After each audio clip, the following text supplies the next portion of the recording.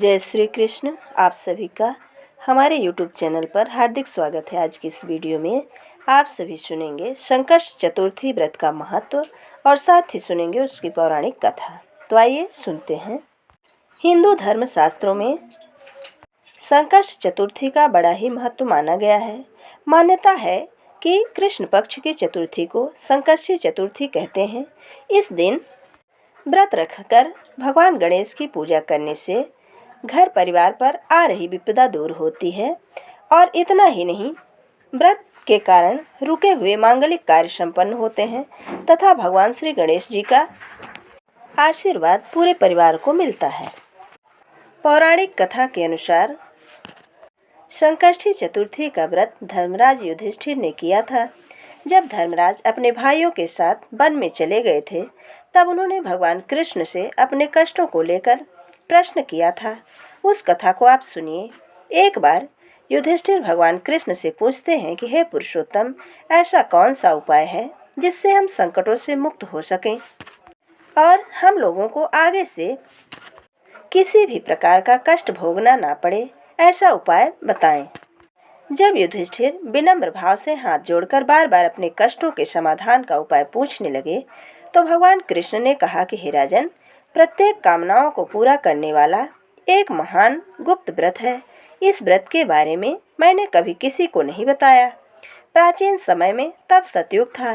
तब पर्वतराज हिमालय की कन्या पार्वती जी ने शंकर जी को पति के रूप में पाने के लिए घने वन में जाकर कठोर तपस्या की, लेकिन भगवान शिव प्रसन्न नहीं हुए। तब पार्वती जी ने गणेश जी का स्मरण किया। गणेश जी उसी क्षण प्रकट हो गए, जिन्हें देखकर माता पार्वती जी ने प्रश्न पूछा कि मैंने कठोर, दुर्लभ और लोमहर्षक तपस्या की, लेकिन भगवान शिव को प्राप्त न कर सकी। तब नारद जी ने कहा कि उसके महत्व के बारे में बतलाइए। पार्वती जी की बात सुनकर गणेश जी उस कष्टनाशक शुभदायक व्रत का वर्णन करने लगे। गणेश जी ने कहा कि अत्यंत पुण्यकारी और समस्त कष्टनाशक व्रत को कीजिए। इससे आपकी सारी मनोकामनाएं पूर्ण होंगी और जो व्यक्ति इस व्रत को करेगा उसे सफलता जरूर मिलेगी।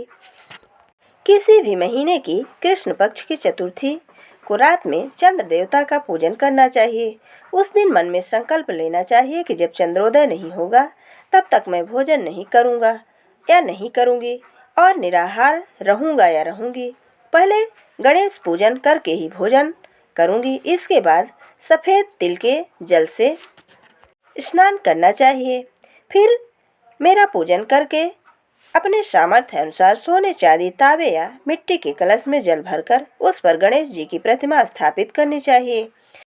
मूर्ति कलश पर वस्त्राच्छादन करके अष्टदल कमल की आकृति बनाएं और उसी मूर्ति को वहां पर स्थापित कर दें।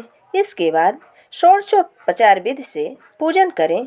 प्रतिमा का ध्यान करते हुए कहें कि हे लंबोदर, चार भुजा वाले, तीन नेत्र वाले, लाल रंग वाले, नील वर्ण वाले, शोभा के भंडार, प्रसन्न मुख वाले गणेश जी, मैं आपका ध्यान करता या करती हूँ। हे गजानन, मैं आपका आवाहन करती हूँ। हे विघ्नराज, आपको प्रणाम करती हूँ। यह आसन है। इसके बाद कहें कि हे लंबोदर, यह आपके लिए पाद्य है।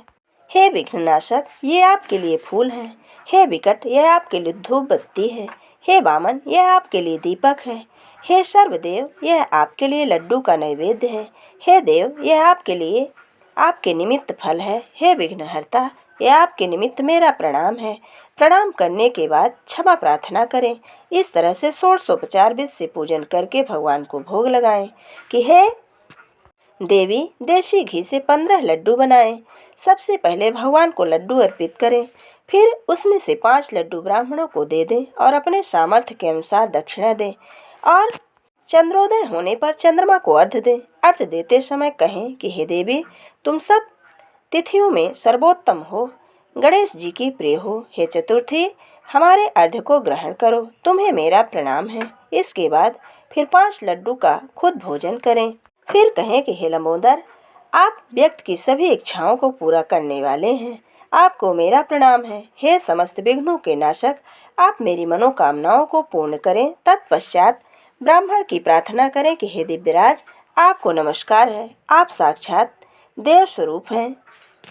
गणेश जी की प्रसन्नता के लिए हम आपको लड्डू समर्पित कर रहे हैं। हम आपको नमस्कार करते हैं। इसके बाद ब्राह्मणों को भोजन कराकर गणेश जी से प्रार्थना करें। प्रार्थना करके प्रतिमा का विसर्जन कर दें और अपने गुरु को अन्न, वस्त्र आदि और दक्षिणा के साथ मूर्ति दे दें।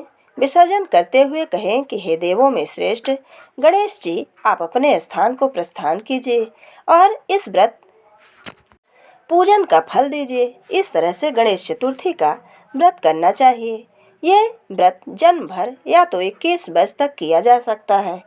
यदि इतना करना भी संभव ना हो तो वर्ष में 1 मास को तो अवश्य ही ये व्रत करना और व्रत के बाद व्रत का उद्यापन अवश्य करना चाहिए।